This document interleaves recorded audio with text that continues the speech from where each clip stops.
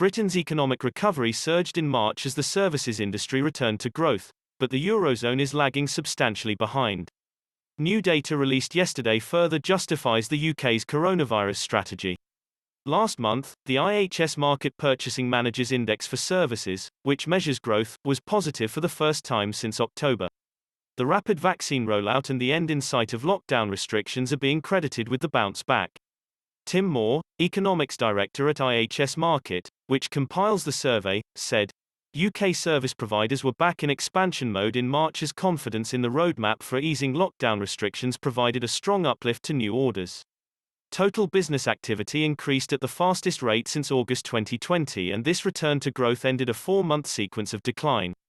He added, forward bookings for consumer services and rising optimism about recovery prospects resulted in extra staff hiring across the service economy for the first time since the start of the pandemic.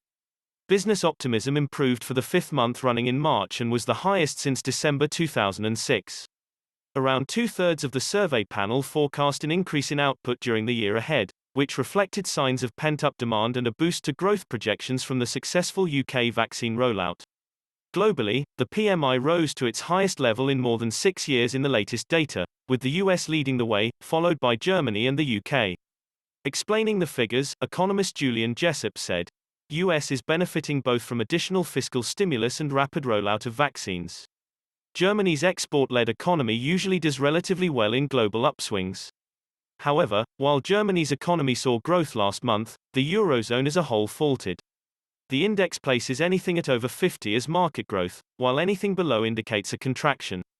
Britain clocked in a score of 56.8, compared to 49.6 for the eurozone.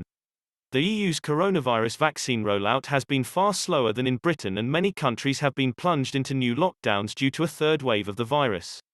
In the UK, 46.58% of the whole population has received a first jab, according to Our World in Data.